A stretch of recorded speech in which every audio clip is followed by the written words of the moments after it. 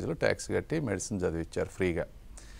అయిపోయిన వెంటనే Osmania medical college నేను అమెరికా ఫ్రీ సీట్ 15,000 అంతగా అమెరికా వెళ్ళాను. నేను 24 ఇయర్స్ లాస్ట్ 24 ఇయర్స్ అమెరికాలో ఉన్న వాళ్ళకి ఎక్కువ సేవ చేశాను, డాక్టర్స్కి కానీ ఏదైనా కానీ. ఇక్కడ ఇంతవరకు నేను చేశాను కానీ నా స్థాయికి నేను యాక్చువల్ చాలా ఎక్కువ చేయొచ్చు, కానీ అంత చేయలేకపోయా. గ్రాటిట్యూడ్ అనేది పేబ్యాక్ అనేది అది ఫండమెంటల్ రీజన్, ఫౌండేషనల్గా. దానికి తోడు ఏమైందంటే ఇప్పుడు రాష్ట్రంలో జరుగుతున్నటువంటి పరిణామాలు చూసిన తర్వాత ఇప్పుడు బలంగా నిర్ణయించుకున్నాను.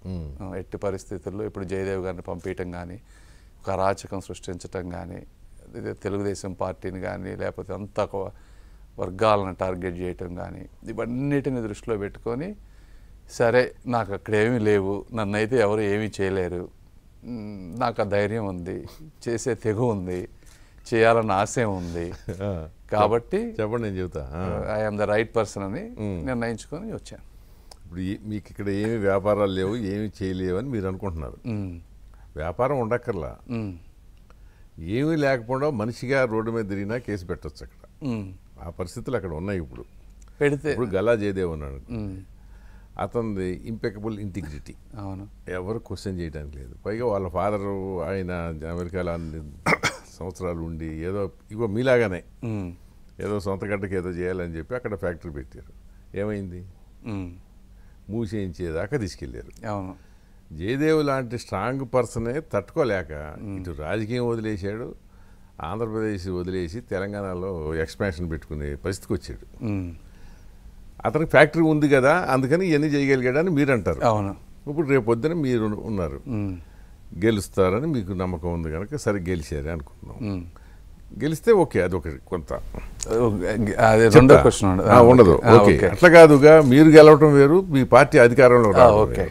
ఓకే, సపోజ్ మళ్ళీ జగనే వచ్చాడు అనుకోండి, మీ కర్మకాలి ఏ కేసులన్నా పెట్టచ్చుగా. పెట్టారనుకోండి, అప్పుడు ఏ విధంగా కేసులు పెడతారు? ఓకే, పెట్టారనుకోండి, మీ ప్రకారమే ఎంతసేపు పెట్టాలి, ఎన్ని రోజులు పెడతారు? సిస్టమ్ అనేది ఉంది కదా. సిస్టమ్ ఏ సిస్టమ్? ఓకే, సపోజ్ ఒక చంద్రబాబు నాయుడు 2 నెలలు జైల్లో ఉన్నాడండి, ఎవడన్నా ఊహించారా అరెస్ట్ చేసినప్పుడు? మీరు చెప్పింది కరెక్టే. ఒక 6 months 1 year నన్ను పెట్టారనుకోండి, నేను వచ్చిందే పుస్తకాలు రాసుకుంటా వచ్చా. ఇది కూడా ఒక పుస్తకం రాస్తారా? ఇదే కాదు కదా, ఇదే చాలా రాస్తా. చదువుకోవడానికి అవకాశం ఇస్తారు, పెన్ను పేపర్ ఇస్తారని తెలుసుకున్నాను జైల్లో. ఓకే, అది కూడా కనుక్కున్నారు? అది కూడా కనుక్కున్నా, ఏమేమి ఇస్తారు అక్కడని.